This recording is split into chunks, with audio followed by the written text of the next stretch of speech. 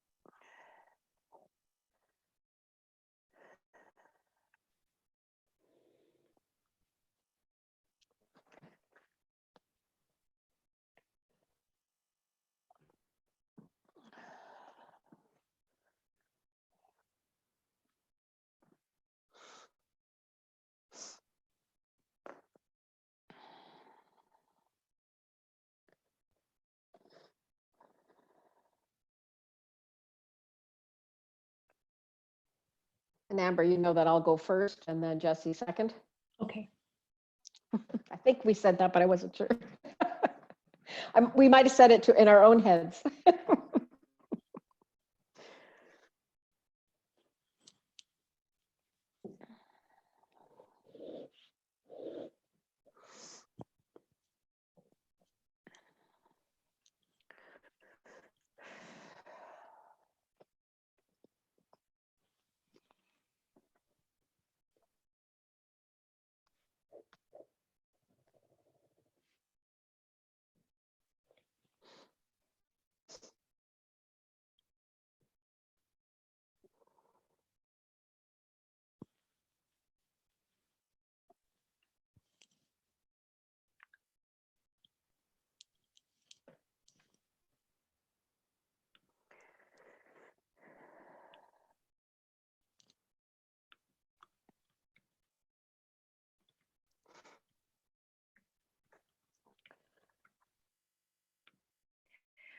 For people who are on the call now, if you wouldn't mind renaming yourself. So if you, if possible, if you click on your picture, you can put your organization on your name. It's just helpful to understand who's here.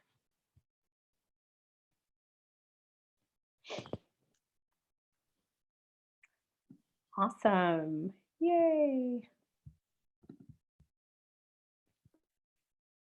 Oh, hello, favorite people. So good to see you guys.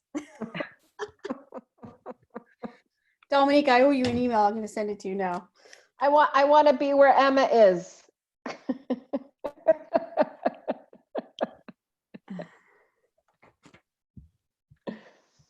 Hi, Jane.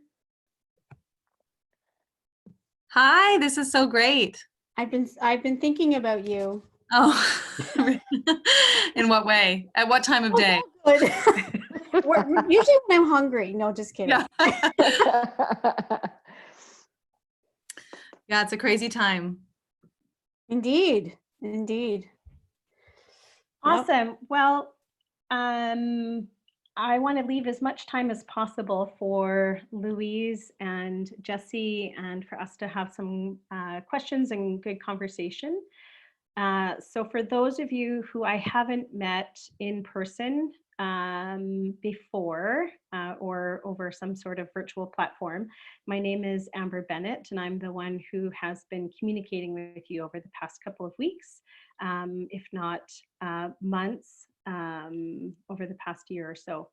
So we've got a full conversation and agenda today. So we'll start with some introductions, and then Jesse Sitnick and Louise Comeau will offer a presentation. We'll have some time for questions and discussion after that, and then I'll finish up with some questions and just talking a bit about what comes next. So delighted to have everybody here, and to kick things off, I'm going to hand this over to Joanna to welcome people and say a bit more. Okay, thanks very much, Amber. So great to see so many familiar faces and some new ones where I know your names, but I don't know your faces. So that's awesome. So I'm the executive director of the Clean Economy Fund. And as you know, last year, the funders did something brand new, which was to work together and conduct some research, which Louise and Eric LaChapelle did, and then together with George Marshall and Amber Amber Bennett from Climate Outreach, ran six workshops across the country from Vancouver to Fredericton to convey that research. And afterwards, people said, "This is awesome. We'd like more support, more like this, not just one day, and we'd like some funding." So we did do that sort of I guess, expression of interest, and 30 were successful, of which all of you were. And the intention was always to also build up these communities of practice where people can connect, share peer learning, and so that we can build on all the stuff that you're learning, you can share, and then of course you can take from other people and learn from them. That really, you know, this was supposed to really kind of launch, I guess, in person today in Ottawa. And obviously we don't know when we're going to all be able to gather again in person. So we thought, let's do a series of webinars and capacity building, but let's start with the groups who were successful with the grants, but don't necessarily exclude others. Let's start with this and see how it goes. And certainly the timely topic is COVID, right? COVID and how we can all communicate. We all know that the climate crisis is going to be waiting for us after the pandemic crisis. So in a time of COVID, when people are, you know, very concerned about their economic and health and community well-being, how can we even communicate during this time? And so we thought this was timely. Is Jessie there? Jessie is here, yes. She's there, okay, of course she is. I see Louise, I just haven't seen Jessie. Sorry, I'm corporate account, Oh, unfortunately. you're corporate account, okay. I can't seem to change that. I'm sorry, that's like the worst name ever, especially for this. Totally, But totally. Feel free to call me Jessie, not corporate. Okay, so Jessie, Jessie and I first worked together on the Eco-Fiscal Commission in launching that. And we've worked on a few projects since then.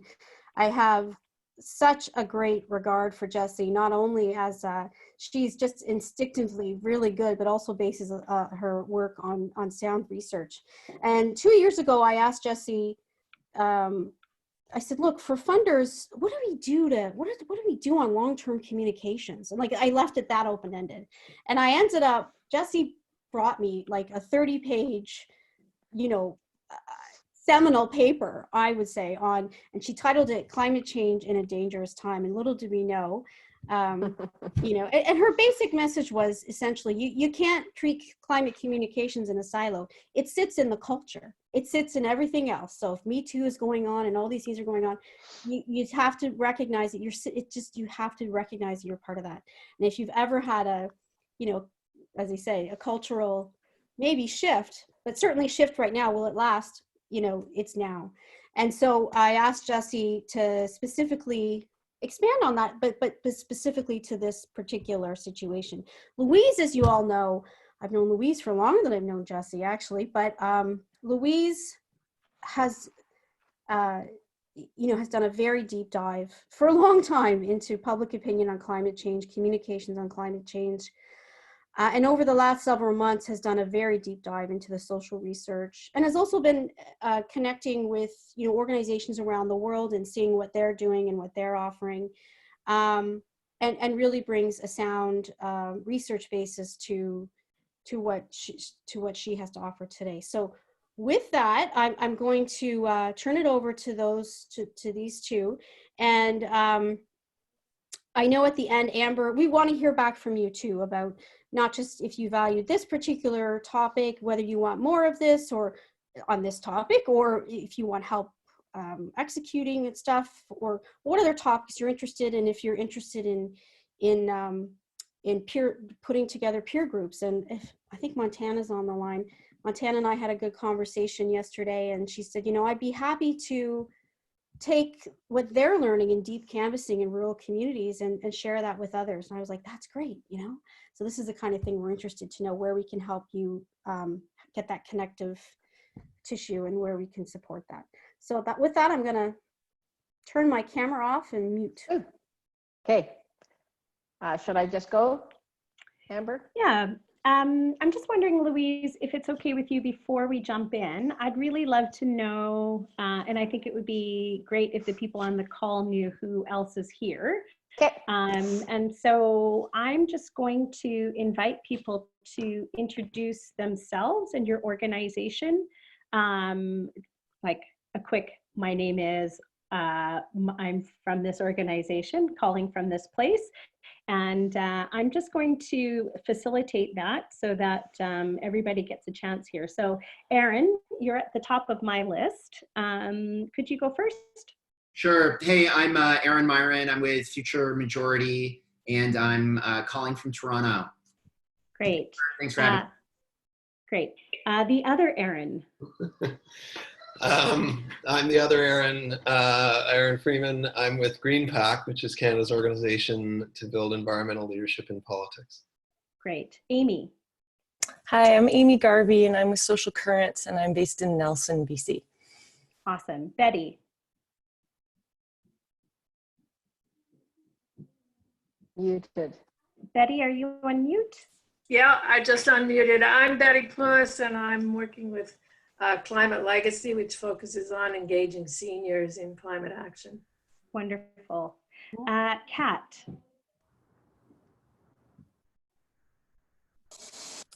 Hey. Hi. There's two cats, apparently. Sorry. We'll do the Go cat first. that starts with a C. Hey, Climate Action Network Canada. Wonderful. Thank you. I have somebody from Copticom. Hugo. That's Hugo, Hugo talking with the mute on. Hugo, I think you're muted. Hi, everyone. I'm sorry about that. Hugo Seguin from Copticom. I'm calling from Chambly, it's in a suburb of Montreal, and I'm taking care of my sister's kids, which is something new for me. Great. I have Dave. Unmuted. I'm Dave. I work with Generation Squeeze, and I am here in Toronto. Wonderful. Dominique. Bonjour tout le monde. I'm Dominique from the Youth Climate Lab, calling from Ottawa. Thank you. Eddie. Bonjour tout le monde. Hi everyone. Eddie from Montreal from Climate Action Network Canada. Generation Squeeze. Hey, it's Sutton. I'm with Generation Squeeze, and I'm calling from Vancouver Island. Hey, Genevieve. Hello, Geneviève. I'm from Équiterre and based in Montreal. Wonderful. Jackie? I'm Jackie Bastianin. I'm with Youth Climate Lab and I'm based in Ottawa. Okay, Jesse. We'll leave you. You will have lots of introductions in a moment. You can skip me for now. Kat with a K. Hi, everyone. I'm Kat with a K. I'm with Green Pack and I'm based here in Toronto. Wonderful. Lindsay? Lindsay. I'm a comms director at Indigenous Climate Action, and I'm calling in from unceded, unsurrendered Algonquin Anishinaabe territory in Ottawa. Thank you. Is it Loic? Copticom? Yes, Loic. I'm from Copticom in Montreal. I'm the project manager in charge of the community of practice in climate communication for the Francophone part of Canada. Wonderful. Melina?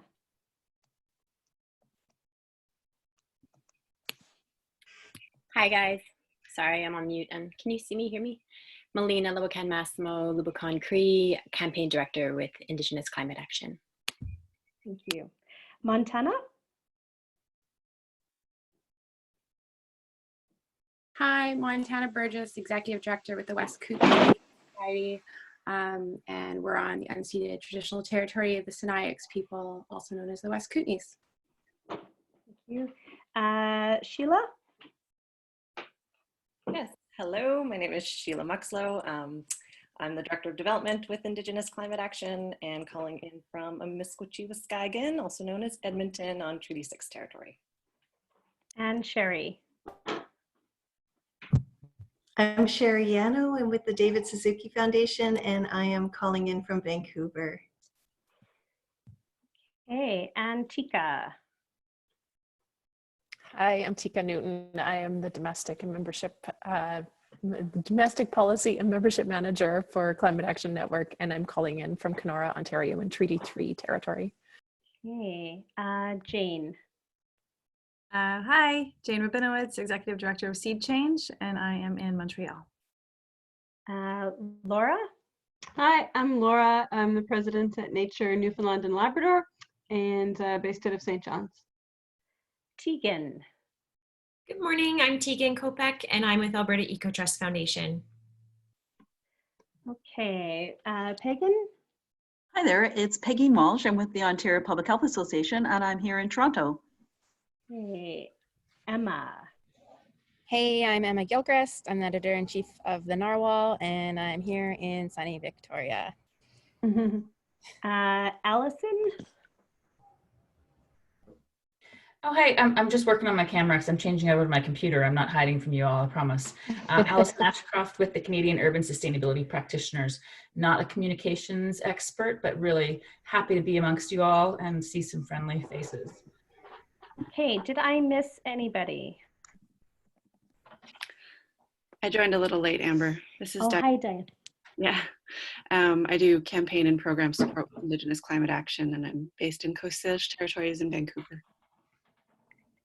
Anyone else? Awesome, amazing, like amazing people. Thank you so much.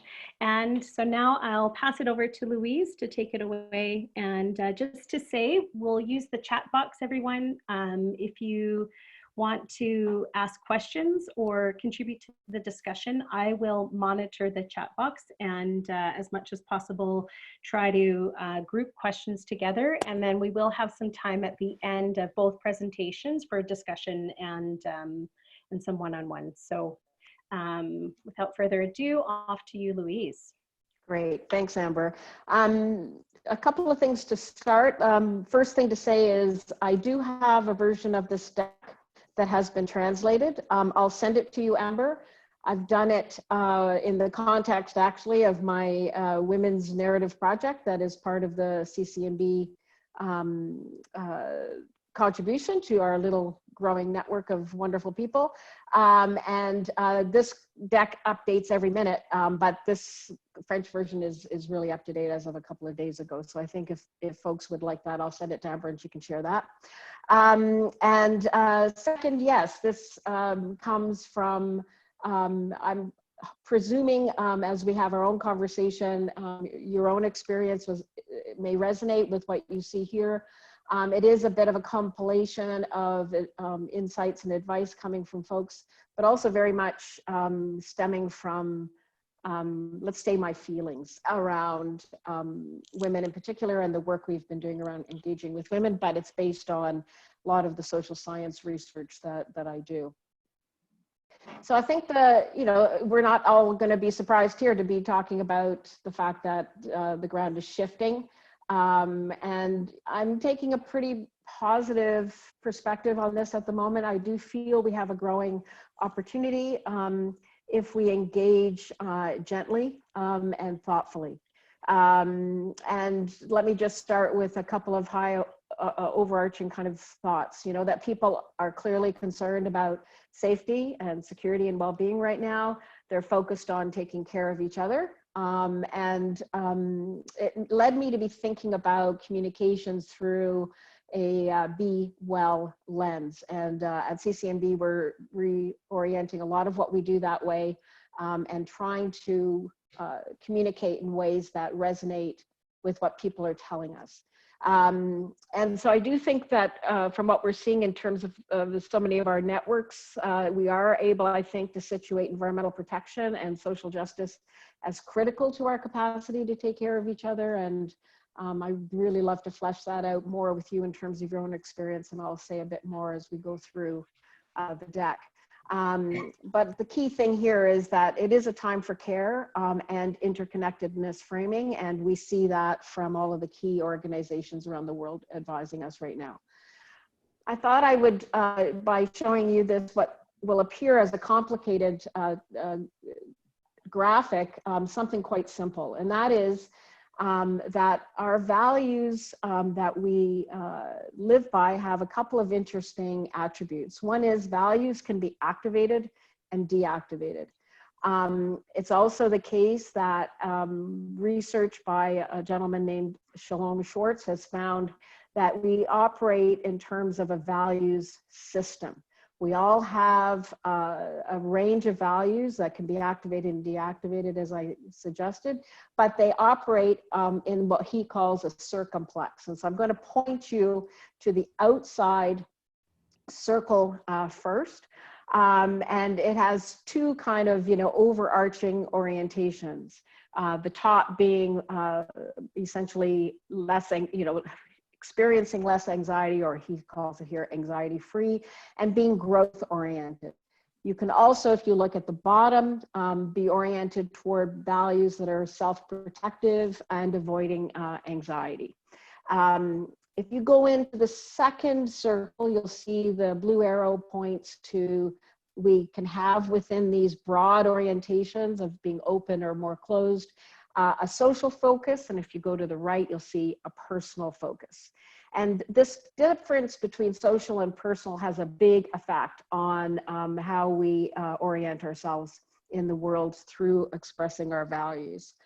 If you slice that circle down the middle and go where the two circles are, you'll see that when I show the social focus, you'll see the arrow pointing there. You'll see there's in the third circle something that says self-transcendence. And those are values of caring, benevolence, dependability. We're seeing a lot of that in the ways that people are interacting with each other right now. But we're also seeing, if you look at the bottom blue arrow, self-protective, security-focused values that are more personal as well as social, but security-focused. And that can make us very insular, make us self-regarding.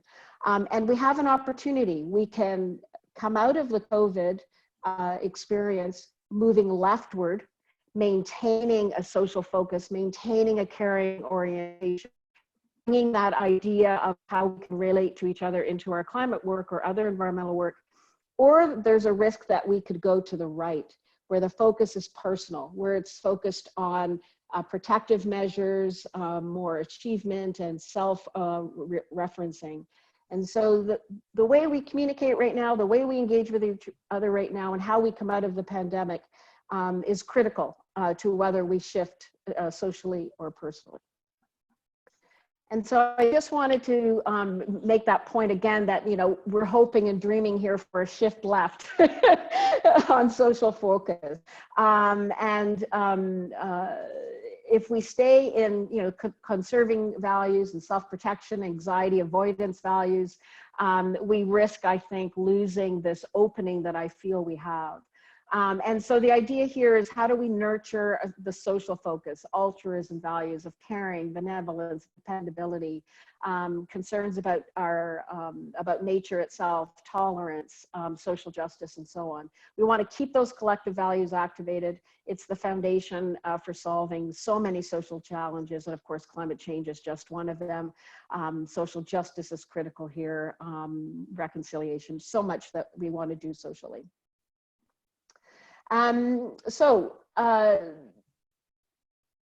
Clearly we're in an unprecedented time. We're seeing these protective actions, but what's fascinating about watching, and we're all experiencing it, we're all at home, I feel like we're telling our own stories in so many ways. You know, we're surfacing through these protective actions, changes in how we live. And I also believe there's an opportunity to correct what I see in our work as what I call faulty mental models, particularly about where pollution comes from, including greenhouse gas emissions. There's a greater appreciation of the important role of government and the role they play in protecting Canadians. Perhaps an opening around support for more government regulation in the future. There's a greater sensitivity to inequality and appreciation of lower paid workers who are sustaining critical food and health systems. And people are trying to make sense of the world. They're dealing with grief and trauma.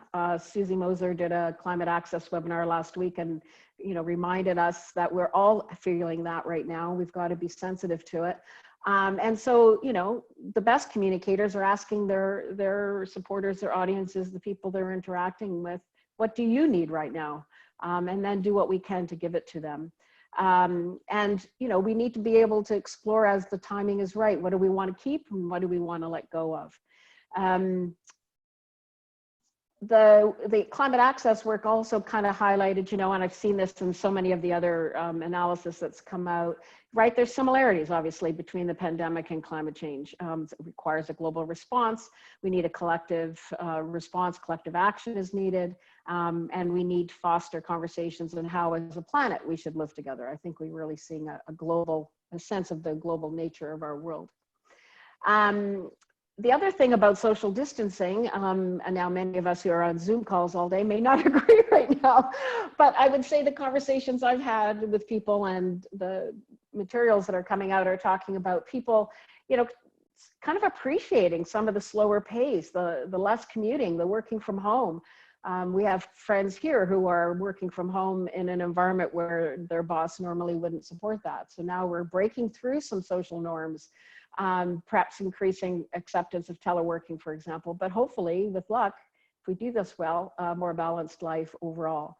We've been seeing some media stories about the soaring demand for seeds and gardening. People are easing their anxiety and desire for self-sufficiency, for example, through gardening. Something that makes me very happy since I homestead and think it's just the right thing to do. Leger came out with something just last week through its polling that showed that Canadians are becoming also more aware of the importance of buying local, as well as food and health kind of coming together in this context of our concerns right now. And people, everybody's cooking and they're all sharing what they're cooking and their pictures and their recipes and things like that. There's something quite lovely about that. In the broader sense, I think, you know, there may be room here for social norms to change with potentially permanently, but I'm sure folks can debate that, around air and cruise travel. You know, this economic disruption component, I think does create opportunities for socializing systems change and transformative climate action in a way that we might not have felt was possible just weeks ago. So the question then is, you know, what can we do to be kind of nurturing our altruistic values and keeping our headspace and our social discourse in that collective thinking? And just a few kind of tips that I think are important. I'm very concerned about talk about economic stimulus. I think the language we're looking for is just recovery, rebuilding, renewing, reimagining. But stimulus talk is very much reform thinking. It's very much about growth, growth, growth. And I'm really thinking that this is a time for us to reframe what could happen from an economic and social point of view post-pandemic. You know, we want a recovery, I would think, that's more about economic resilience, ecological resilience, community, personal, and social preparedness in particular, so that we're safe, secure, and healthy. I think this is an important piece of this. I'm very concerned also about war type messaging, words about fight, race, competition, and so on. I like the work coming out of some of the groups mentioned in the box there, Mob Lab, Frameworks Institute, Public Interest and Climate Outreach. And that is to say, and consistent with what I'm saying to you about values, this is a love story. It's not a war. And when we think about things by framing it as a war, it leads to zero-sum thinking. And this is where we get an opening for excuse making, as the US and Alberta have done, to weaken environmental reporting right now. And of course that, you know, is something that we obviously don't want. And, you know, in a war, there are trade-offs that have to be made. In a war, we've got to make choices. I think our goal is to move more toward a love story. There's also the idea of, if you're thinking in terms of metaphors, of this framing of us as interconnected, independent, thinking of it as a body, right? That people in a country, in the globe, and the planet are a body. You know, we're interconnected, we're dependent on each other, we have responsibilities to each other, we can sacrifice for each other's sake, that there's a shared humanity. And of course, I mentioned this idea of we can connect with people through our lived experience, and I'm talking about Be Well. We're trying these out at CCMB. They seem to be really resonating. We're putting out a lot of material on food security and food and gardening and so on. And working with memes that can do a couple of things. One is I'm hoping to start to educate a little bit, but in particular, to build off where people are. We're home, we're thinking about our lifestyles, and we've been running some memes on plant a garden, you know, missing your hugs, hug a tree, tap a tree. Of course, we do maple syrup here, so that's a big deal in New Brunswick. But, you know, very much, I think, in keeping with some of the experiences I've heard from Joanna that you've talked to her about. It is a moment of connection, and resilience is community resilience. And I think this is an enormous opportunity that we have. So again, just saying again, you know, we want to emphasize caring, cooperative, collaborative, solidarity, charity, standing together, being responsible for each other. I mention them again, just to reinforce the point that these are intrinsic altruistic values, and very important that we use that we, us language. If it's war, if it's a fight, if it's a competition, then there's winners and losers, and that's really what we're trying to move away from, I think. There's also some ideas that, you know, we can be framing this story around a journey metaphor, right? This is what, when we say things like just recovery, rebuilding, renewing, reimagining, that's a journey. That's a journey that we're all on together. And so think about that when you're thinking about how you might want to communicate. Obviously, the connection to human rights messaging is pretty fundamental. I think right now, I think this is a wonderful opportunity for us to work intersectionally, that we can protect the most vulnerable, we can have livable incomes, we can do better on minimum wage, we can show solidarity to each other. And we can nurture this idea of setting our differences aside to find solutions. And again, this comes back to that justice, recovery, and reimagination story. On this question I've mentioned before about faulty mental models, most people don't know where pollution comes from, but we have a great opportunity here when we've talked about, you know, air pollution is decreasing at the moment. People are confusing what that means for climate change, but the sources are the same. And so there may be an opportunity, but probably not this week, but when the moments are emerging, where we can help people understand what the real sources of our air and greenhouse gas pollution are and what the proper solutions are. We've also, been able, I think we have an opportunity here to zone in on safe, secure, and healthy is achievable in ways that sustain the environment and climate change, but that globalization has undermined our capacity to be prepared. I think that has really started to resonate with people. I mentioned the slower pace, the acceptance of teleworking, and the faulty mental models. So I'll just pass right through there. And just a couple of slides to bring it into a sense around climate change, right? So we do need to know what our public, the people we're trying to speak to need right now. So in some ways more of a listening exercise and a feeling exercise, I really have to say. I'm not really sure it's the time to be having the better fact sheet on carbon pricing, for example. But we know our policymakers need support. They're asking us for support. And so just to kind of say that doesn't mean we don't do that work, but it's more our inside voice and our papers and submissions and letters and whatever we want to do, but probably not our outside voice. The other advice we're getting is clearly be careful about triggering fear. People are already fearing enough. We don't want them to be engaged in avoidance behavior. We want people to be open. So we need to attend to the need for all of us to grieve and to also correct faulty information about, there was one reporter, going on about how climate change must be getting better now, and people don't understand long-term greenhouse gas emissions and concentrations are not really being affected here.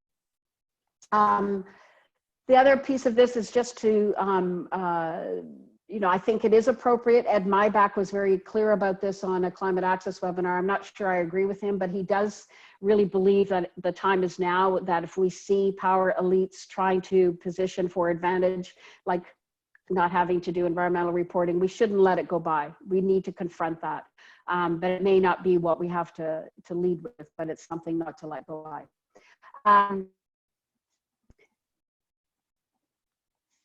I just want to say two things before I close off, and that's around one of the ways we frame climate change. I've had this debate because we've had to do a lot of research around it, and I just wanted to point it out in case folks were open to this thinking right at the moment. And that is, we often call climate change an emergency. I've often found that that metaphor doesn't really work well, because climate change is very different than what we think of as an emergency. COVID-19 is an emergency, and people are responding to it that way. Climate change is a crisis that I think undermines our ability to deal with emergencies, but it may be something just to reflect on. Is emergency the right way to think about climate change? When you think about the current time that we're in, it's hard to get people to understand climate change as an emergency, even though we all feel that it is. And this will look complicated, but it's just a simple way that I try to think out loud when I'm trying to figure things out. And so the top box, it says, issue, right? We've got COVID-19 triggering strong security values, displacing other values potentially. We want communicators to articulate a vision about how a climate-friendly world would keep families safe, secure, and healthy. We need that to be a desirable vision. So the box is just take you around. The solution to that is to frame solutions as keeping people safer, more secure, and healthier. And that we do have an opportunity to do that now.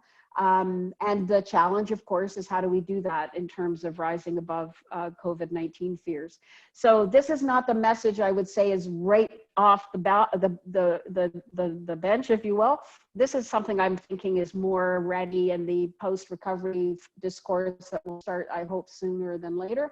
But it is a way to get our heads around how do we live with that caring, collective, loving framing and narrative now, and prepare for the future. So in the near term future, I would be building a narrative around the story being that we want to be safe, secure, and healthy. That's what we want for families and communities. Let's take care of each other by reducing inequality. Let's take care of each other by protecting the environment. We can invest in affordable, reliable, and renewable electricity to power our lives. We can build greener infrastructure, local food supply, gardens, and green spaces. Let's use economic recovery to create a safer, more secure, and healthier world. You may want to know why I picked electricity. It's because that's the core solution that I'm working on. And so this was trying to understand how that might work. So just to summarize, I think this is a time to strengthen civil society voices, to frame transformative climate action as something that makes us safer, more secure, and healthier. I think it's the moment to increase our capacity to engage and communicate with Canadians about the power of transformation. And I think just as governments are stepping up to provide income supports and economic recovery, I think funders can as well. And we're working on a project that hopefully will bring some additional support to our efforts in the not too distant future. So I'll leave it at that, Amber, and take off sharing so that we can hand it off. Thanks, Louise. We're going to save the questions to the end. So I'm going to invite Jessie to do her presentation now, and just encourage people, if you have questions, just drop them into the chat box, and then we've got some time after both of these to dig into some of these points. Great. Hi, everybody. Thanks so much. Can everybody hear me? Just thumbs up or nod or something. Yes. Okay. Great. So I guess I stole the name of my last piece that I did for Joanna and just applied it again to this presentation because it just seems so fitting. I think that you will hear numerous sort of themes repeated in my presentation from Louise's, and this was, you know, planned. We did have conversations together as we were developing this, and it's just actually very validating because, as you can imagine, and I looked at all your faces today and I was like, oh my gosh, these are all some very brilliant people. We are all feeling a little bit like, wow, so I'm supposed to be an expert right now? Nobody knows what's going on in the world. But it's very validating to work with somebody else like Louise and see like, okay, we're coming to some of the same conclusions here. So I just wanted to get started with this meme that a friend sent to me just right after lockdown started. And it kind of made me want to throw up a little bit because I was like, oh, no, like, it's not that we just suck and didn't do as good a job as coronavirus did. We're actually talking about two really different situations. And I think that Louise's point of, you know, emergency versus crisis is really important. And so this is what really started my thinking on, you know, how do we actually talk about climate during this time? And what are the risks of conflating climate change and the coronavirus as, you know, expecting people to react the same way to both, or trying to advance one agenda in the midst of this other, you know, massive global pandemic taking place. And it led to a blog that I think that Amber shared with all of you. And so I'm just going to I'm not going to repeat everything that's in that blog today. You know, it was sort of a meditation on things that are more likely to hurt than help during this time, and, you know, shaming people for not responding to climate the way that they're responding to COVID-19, conflating, you know, the short-term emergency response with the long-term systemic response required for climate, and celebrating anything really. There is, as so many people have said, no silver lining to the situation. Nobody really wants to see emissions reductions happen this way. But I'm not going to spend a lot of time talking about that today. I'd really rather focus our conversation on what is more likely to help. Sorry, I'm just like moving you guys around my screen so that I can actually see my screen. And so really it comes down to, you know, this is a time when, you know, we always need to be deliberate, I believe, in developing our communication strategies and thinking about our tone, but now more than ever, and really trying to develop what is that short-term communication strategy that is going to support a longer-term recovery narrative. and work that Louise was referring to. This is a time truly to be investing in building community and relationships. It's a time for us to reconsider what our value is and how we offer that value to people in a way that we're giving people what they actually need during this time and connecting with them genuinely. And then finally, it's really about, part of that value is about innovation and channeling our ingenuity to help Canada and Canadians during this time. And I would add to that that it really means, that means being vulnerable in some ways. It means doing things that we might not have done before, things that we might have said, oh, that's mission creep, or, oh, that's off brand for us, right? Actually, now's the time to kind of let some of those things go so that we can serve people in a deeper and more meaningful way. So when I was first starting to work on this piece, I had a conversation with a friend in the sector, and I said, you know, like, what are you worried about? And his response is, you know, I don't even know whether we should be communicating at all right now. Like, maybe we should just shut up. And I get that, because the risk of saying the wrong thing or pissing people off, you know, coming off as tone deaf can be really high. And so it might feel easier to just like, let's just wait this out, see how the cards fall, and then we can weigh in, you know, when things are more clear. Well, like, that's going to be a while. And so what I would say is there's some really good lessons actually from the for-profit sector about why going silent or just is really the wrong approach for right now.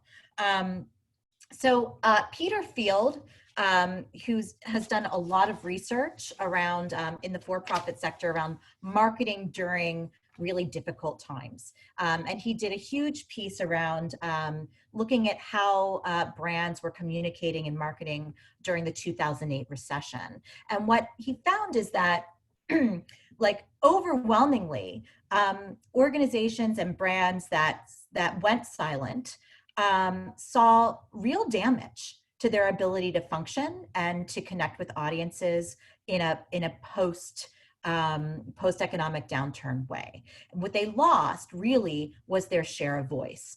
Others continued to communicate, and so they got to kind of keep the mind share or the attention of their audiences, while those who went silent lost it. But it doesn't mean that you continue to just communicate exactly the way that you did before. You continue to communicate, but you have to communicate differently. And so the lessons, what worked for brands, which I think is really relevant and can be translated to us in our sector, is, you know, this isn't a time for short-term sales. It's a time for, you know, in the for-profit sector, what's called brand building, which is really about, you know, creating stronger affinity with your audience. And the way that you do that is through values, right? And so ultimately that is about being human, it's about warmth, it's about generosity, it's about good humor. And it's not about trying to for us, it's not about the short-term sell of the cause. It's about communicating the longer-term values that underpin the cause.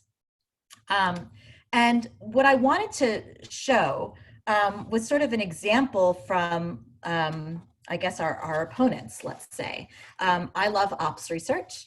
And so I like to subscribe to organizations like Canada's Energy Citizens and like check out how are they communicating, what are they doing? And so, you know, a couple of weeks ago, this is the email, and this is the only email that I've gotten from them in the past 4 weeks.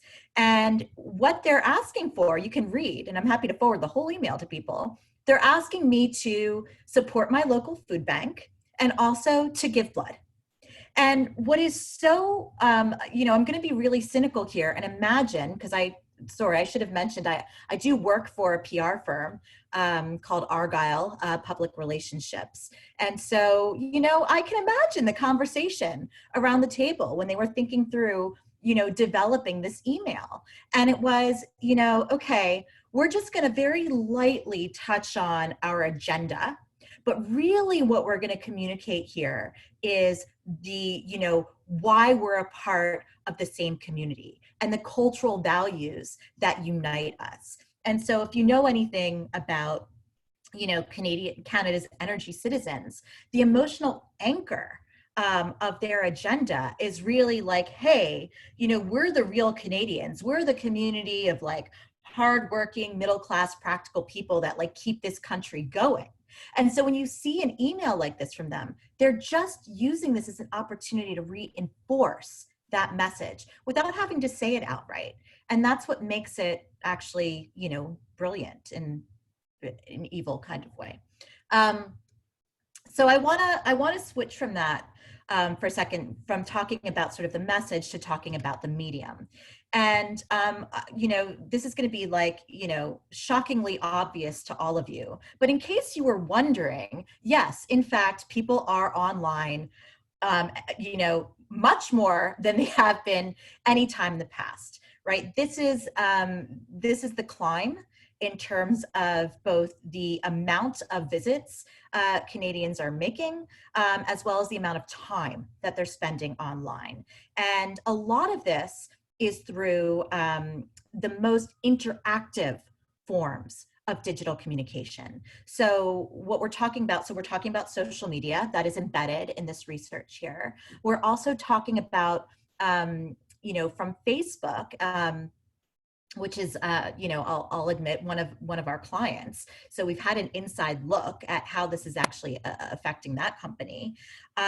This massive increase in people using platforms like Instagram Live and Facebook Live to engage with each other. And it doesn't take, you know, a PhD in sociology to understand why we are desperate for human connection during this time. And so for us, I think it's really important for us to understand where people are and what kind of platforms they're looking to engage in, and think about how could we potentially meet that need? How can we be that platform for that type of real human interaction and engagement? And the other piece that's really relevant is to understand what people are looking for during this time. So this is just looking at, you know, searches, increase in search information from, you know, basically January to where we are today, and the increase in what people are actually looking for when they go online. And I mean, a lot of this just mirrors what you heard Louise saying. Ultimately, I think what's really poignant for me is that increase in people looking for training and higher education or higher advancement information, right? This is about trying to stay engaged and employable, right? When we're feeling like our jobs are at risk and our value kind of as human beings is at risk.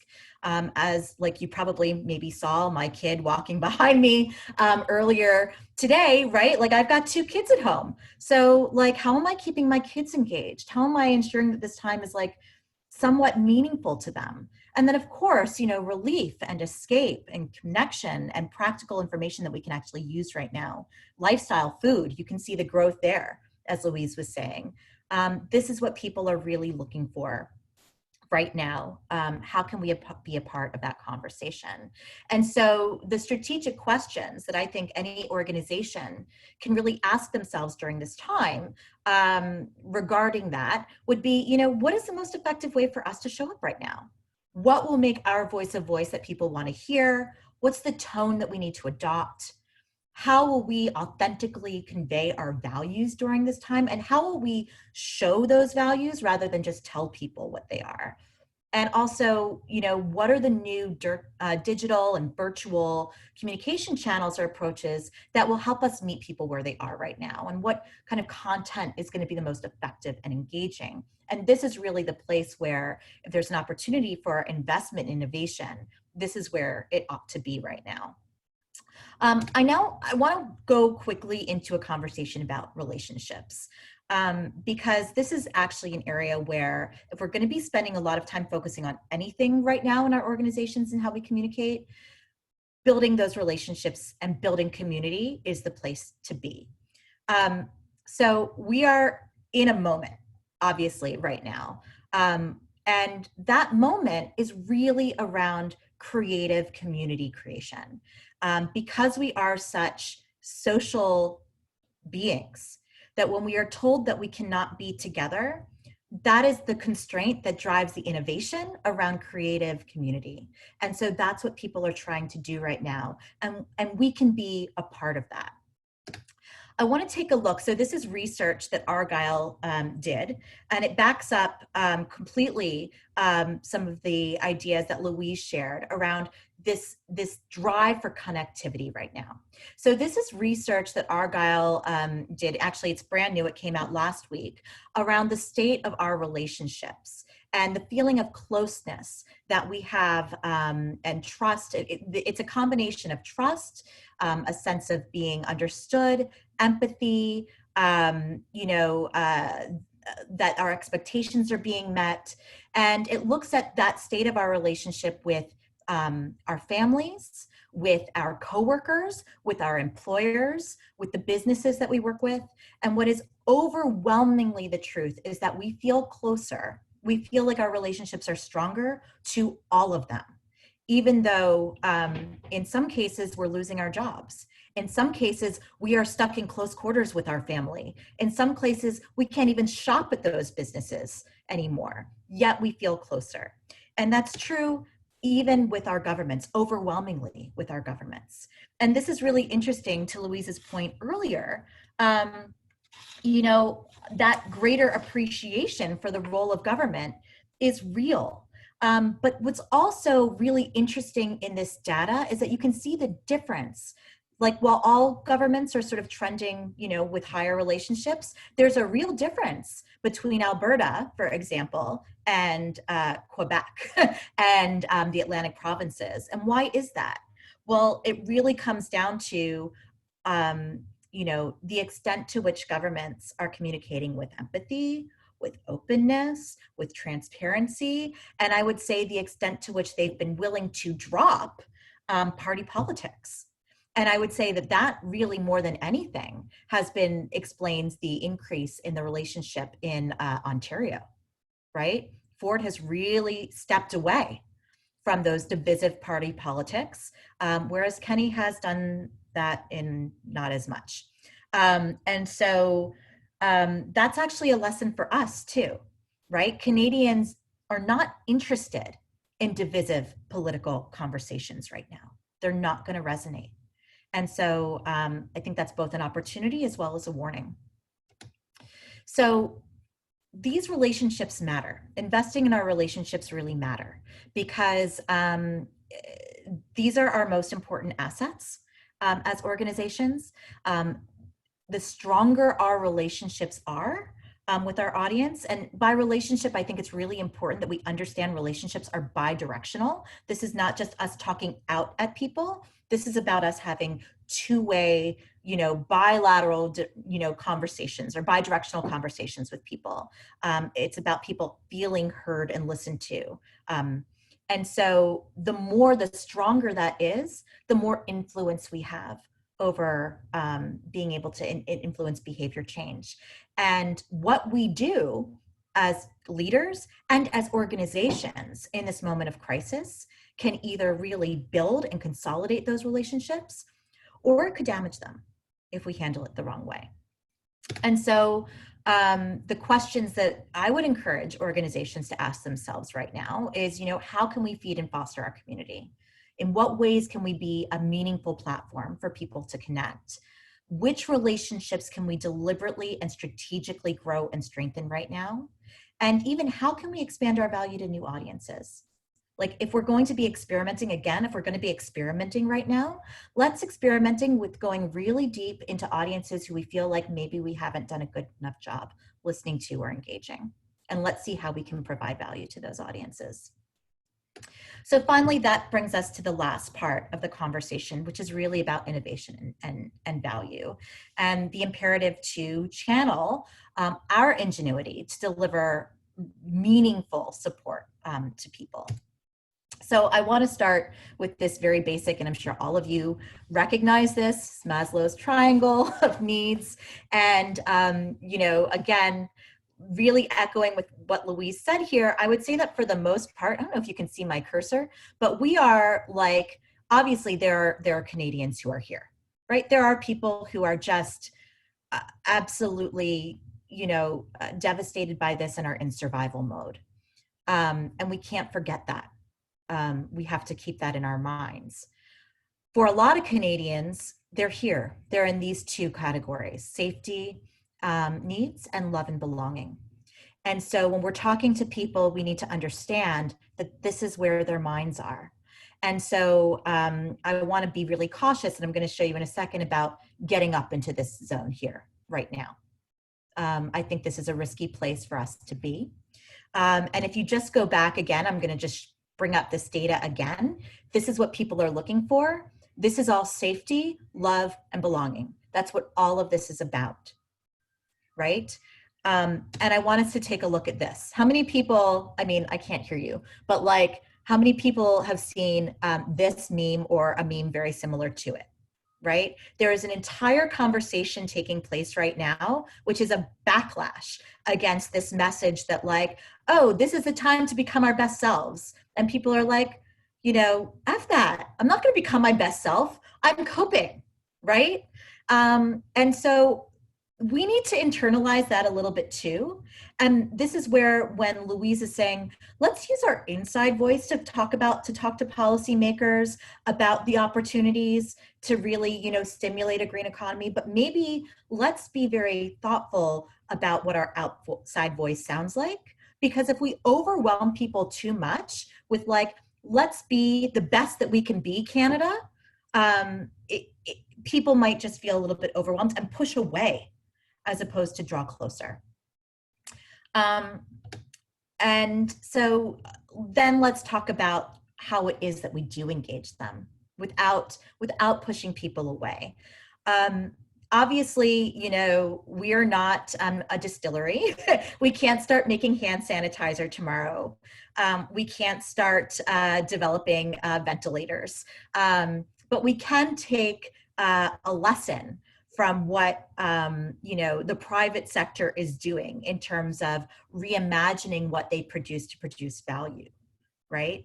And so what I would ask us to do is to think a lot more about the type of value that we produce that is beyond just climate policy or climate action, right? In the work that we do in our organizations, what do we produce? We produce long-term thinking. We produce understanding of risk. We produce connection to nature. We produce communities of care. How to do more with less, systems thinking, economic opportunity, global mindedness, collective action, hope, the opportunity to act, science literacy, expanded empathy, social justice, and on and on and on.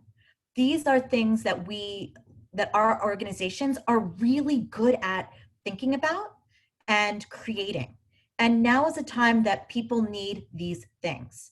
So how can we shift from saying we have to produce climate policy to we have to create these values, which will ultimately lead to stronger and better climate policy and climate action?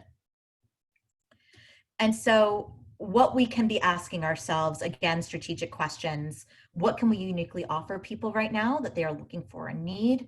What is the immediate or emerging problem that we can solve? And what new thinking, analysis, research, engagement, or communications approach can we employ to be more relevant? And I just want to close this conversation with an imagining, let's say, of a recovery narrative. And this is sort of picking up the thread from Louise's message map, which she presented at the end of her presentation. And I kind of evolved it to this idea of better than normal. And so the problem that this is trying to solve is, okay, how does anybody who is in the business of systemic change have a conversation about systemic change in the context of a world where all people want is to go back to normal, when we know that normal wasn't actually good enough for Canada and for a whole heck of a lot of people and Canadians?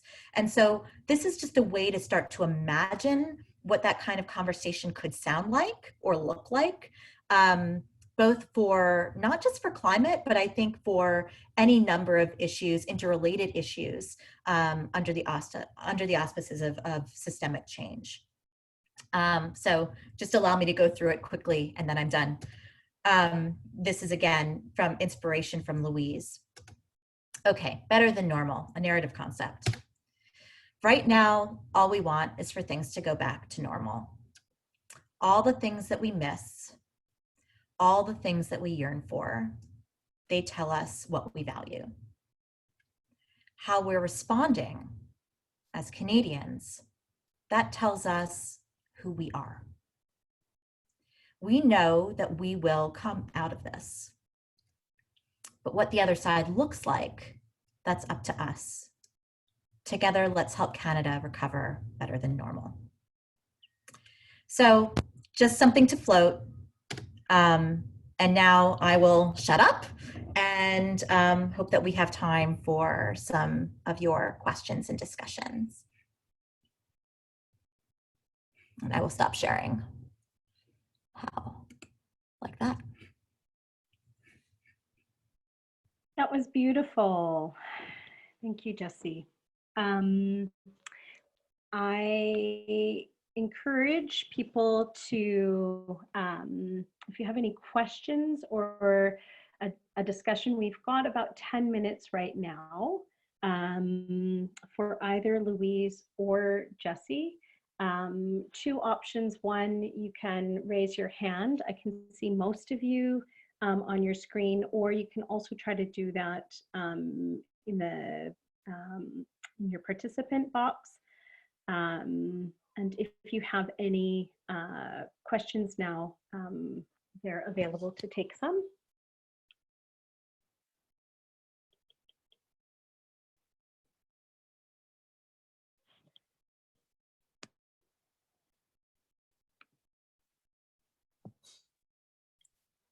I can ask a question if folks are being shy. I'm just curious. I guess, thank you both. This was amazing. And we saw a lot about social media. I'm just curious about to hear your comments on traditional media during this time.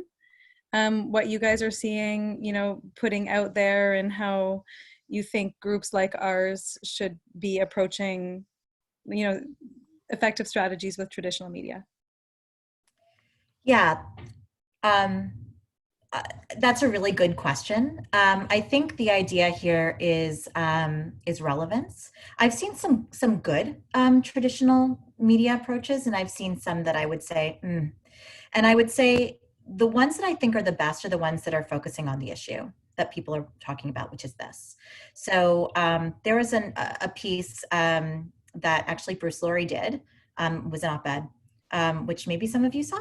And it was really about the challenges around and it was focused on why people are maybe not necessarily responding to physical distancing requirements. And he brings in the same sort of psychological and social barriers, right? And why governments aren't also acting fast enough on risk, right? So he looks at the issue from a risk lens and from a behavior lens, and then he draws parallels at the end between that and climate action. And so it's useful because it's informative about what's happening right now, but it also shows that, like, hey, that there's a parallel here to how we respond to climate as well as other massive issues. And so to me, I think that's the wise approach, as opposed to trying to what we would call newsjack and make this about something else. Like, add value to this conversation and draw the parallel. Is that useful?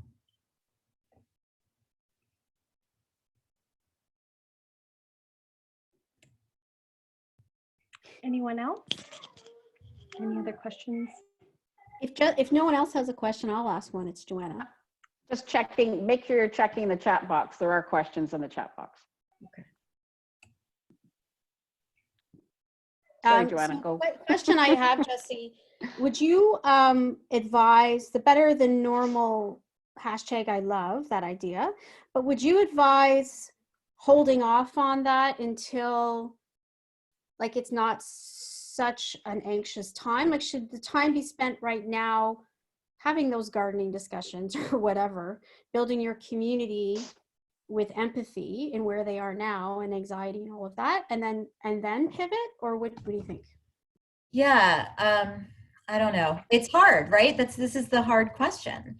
When do you start to test it to see if it works, right? I don't think it's like one or the other, because I don't think there's going to be I don't think it's going to happen that we're like, oh, okay, it's all like click. Now we can start talking about the future again, right? Like I think it's going to be a blend, right? And so maybe we start mixing some of those communications, right? And we start to test a little bit. And this is where, in-market testing could be really useful. And just to see in a safe way, how are people responding to it? And kind of just try to test the waters a little bit. And it's not necessarily one or the other. I think at some point they're gonna need to overlap. Absolutely right now, I would go much heavier on empathy and giving people what they need, but maybe start drawing them into a conversation about, can we start thinking about what's after this? I mean, I heard you can kind of take cues also from regular news media. And so when people start to talk about, and it was a story earlier this week on CBC, what does it mean when we all go back to work, right? Like when you start to hear those kind of conversations in the media, then maybe that's the time. It's like, oh, people are starting to think not about the long-term future. We're not talking about like 3 years from now. People are like 6 months from now. What's it going to look like? Right? What's it going to look like in the fall? So, if we can start to maybe think about like those baby steps into the future, into forward-looking conversations instead of right now conversations, that's maybe what I would recommend. Yeah. I mean, if I could just add a couple of things, believe it or not, I have 3 media interviews today, all centered around the release yesterday of the Environment Canada greenhouse gas inventory. And let me tell you, it is no easy task for me to turn an inventory story into a story about reimagining, but I'm doing it. It's happening. But it's a real indication, I think, because 3 weeks ago, a reporter reached out to me and their producer said it was too soon to run a story on COVID climate links. And today that's okay. So, that's the shift immediately that I'm starting to see already. I think the moment as we go away is likely to be that we can start having some of these conversations around what better than normal looks like. I mean, for me, the logical conclusion is so that we can be well. And so I think that, there is a lot here that we've been working on in our framing already that talks about what better than normal could be like.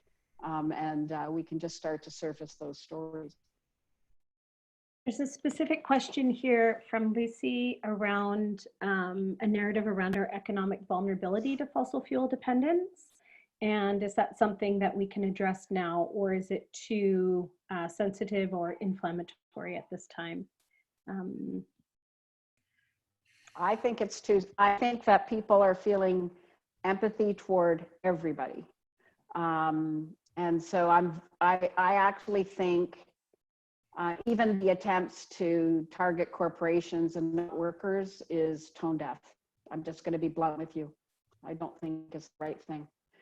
But Jesse? Yeah, I would agree. I think it would be I think that would be alienating for people potentially, like less helpful. I think it would be less helpful. I think, I've seen, and I think there's an interesting, I've seen people try to walk the line between sort of like, okay, look, we're not talking about people who work in the oil and gas industry. Like they're workers, they're like the rest of us, they deserve our empathy and support. We're talking about the big industry. And I think the challenge is that like, I don't know that that works. I don't know that like trying to parse that line is effective, because I think what we need to remember is that for a large segment of our country, or, at least an entire province, that industry is really mixed up into people's personal and cultural identities. And so it's hard at a time like this when people are losing their jobs. It's, you know, and are desperate, and it looks like there's no hope in sight, to then kind of feel like we're, you know, piling on. Yeah. Anyway, But just seeing Lindsay's comment in the chat box, you know, industry is still, I totally agree, Lindsay, you know, operating on Indigenous lands in ways that they shouldn't, compromising health. And that comes to the point that I was making in the presentation that Ed Myback from the George Mason University suggested, which is we don't let companies off the hook. But there, you know, there are specific things we need to stay with, and nobody's saying that we shouldn't do that. But I'm distinguishing somewhat. And I know the bailout and the idea of bailing out the fossil fuel industry relative to other sectors is a point of contention. I'm just saying I'm not saying I like it. I'm saying I don't think from a general public point of view, it's particularly effective right now. I don't think it's a situation that will last forever. I think it's part of the recovery conversation, but I suspect that it's not showing the kind of empathy that would, let's say, open audiences to us as opposed to closing them. That's my instinct, and I have not been in field to test it. Yeah, I mean, what I would suggest is that this would be maybe an opportunity to build greater empathy for the challenges that Indigenous communities in particular are facing in the midst of this crisis, and highlighting, you know, the need to expand Canadian empathy and understanding and awareness for those challenges and make the focus there, as opposed to the you know, condemning industry. There's a time for that. It's probably just stick with empathy right now, and just shift the focus of the empathy and expand the connection. Okay, Allison has a question, and then there's a couple questions in the chat boxes. So Allison, over to you. Hi there. CUSP has done quite a bit of work on energy poverty and equity, looking at beyond just economic equity issues, but also looking at racial equity. I'm wondering if this is a time where, you know, the inequalities of COVID are so clearly laid bare, if there's a way through some data stories and visualizations that we can show that, so that Canadians get a better understanding of the structural racism that does exist in the city or in the country beyond with our Indigenous peoples, because I think there's some big stories there that might actually help to move the mental mindset that Canadians have, that we're a fairly just and unbiased culture, and that all racism is just in the States or limited to Indigenous peoples. Is there something we can do here that's sensitive? Yeah, I think so. I mean, I think, first of all, I'm already starting to hear this narrative out there. So there's a story here and there's an appetite for it. And I think this is where it comes to, you know, what does it really mean to be in this together, right? And starting to raise that question, right? Are we really in this together? What would it take for us to actually be in this together? Yeah. So that's where I think the sort of idea of better than normal comes in, right? Because it's floating to the surface, an opportunity for us to actually be in it together as Canadians in a much stronger way, but by recognizing the inequalities that this has surfaced. I think that would be welcome. Melina? I think we've already been kind of discussing it after when Lindsay put a comment about it, but I think there's like just a difference of, quite similar to what we're talking about with equity, a difference of experience when you are from a northern remote community, and just even the accessibility to medical, and also just you know, even without having COVID as an issue, you know, my family has a very difficult time accessing medical because of racism. You know, my auntie's been sent away with a heart attack, with a broken knee, and she's had to go back to get, you know, to advocate for her health. So there's just, it's just difficult when we see that the government is still allowing workers to go into remote communities, 900 workers into a small remote community where if there is a spread of COVID, the communities are not going to be able to protect themselves. So there's a difference of experience when we see in the cities or in other places that in, you know, with the charts that we saw, there's like significant improvement with the way in which communities feel protected by their government. But I would say that would be different of experience of how Indigenous communities are feeling. So this difference of experience, it's hard sometimes to communicate to a wider audience. Say with Indigenous Climate Action, we're communicating to Indigenous communities, but we also would love to communicate to the wider audiences to include that understanding that we're talking about. But it's a very different lived experience. So it's trying to communicate that, to protect our communities, to, like we said, to call out the governments when they are doing things that are putting our communities still at risk, while they're protecting other communities. So it's a difficult one because it always feels like this juxtaposition between workers and our communities, even though a lot of times our communities are the workers as well. So yeah, it's a conundrum. And so I just wanted to kind of bring that up into kind of how do we think about this moving forward. Thank you. We have, I'm just going to finish off this one piece here, and then I have a couple of quick points to make before we wrap up. There was a question here around how to quickly, you know, is there an opportunity to start using better than normal? Are we allowed to start using better than normal? Do you have any thoughts or closing points on that, Jessie? I would say you're allowed to do whatever you want. You know, I think we don't know until we test it. I mean, to be honest with you, you know, I think my best advice to everyone is like I said at the beginning, we have to be a little bit vulnerable here, which means like we don't, like there's no guidebook to be like, oh, here's how you communicate during a global pandemic, right? Like there's nothing that we can go back and say, well, here's what worked last time, right? What we do know from other massive crises is that being silent doesn't work, that not changing our tone and, you know, doesn't work, that empathy and humanity does work, and that, you know, we need to try new things and get outside of our comfort zone.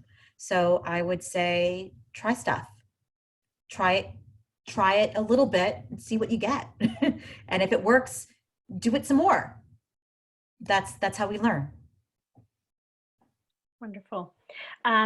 Speaking of learning, nice segue. So with 2 minutes left of people's time, as we know, we were supposed to be together in a room right now in Ottawa, and that didn't happen. And so what we're trying to do, like everyone else, is adapt a bit and understand how we might be able to transition this idea of a community of practice or connecting people around topics specific to climate communications, specific to some of the different kind of audiences or frames, et cetera, or addressing, you know, this moment that we're in right now.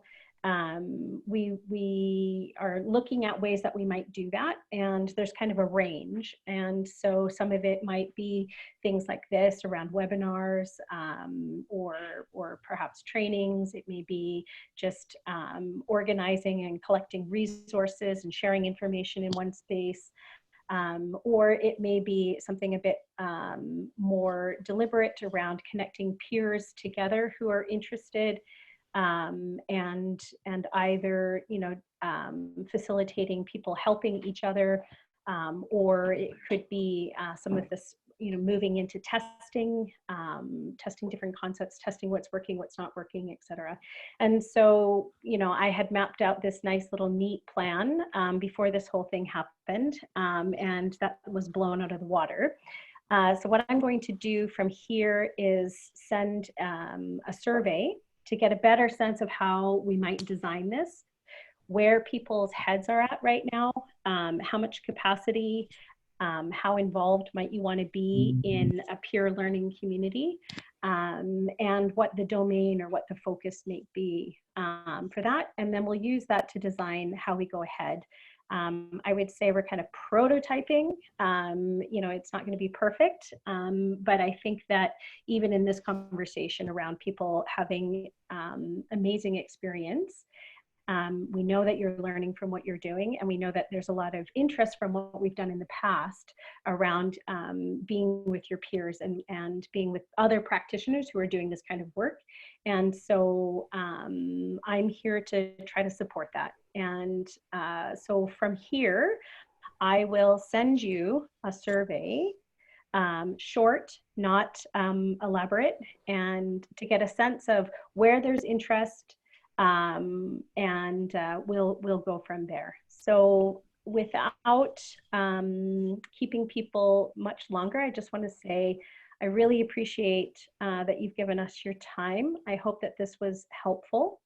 We'll be sending out a recording as well as both of the slide decks that you can share within your organizations. And I will also be sending out a survey that will help inform the next steps as we're in this kind of period of transition. So that's it. I don't know, Louise, Jesse, if you have anything that you'd like to say before we sign off. No, yeah, thank you. Awesome.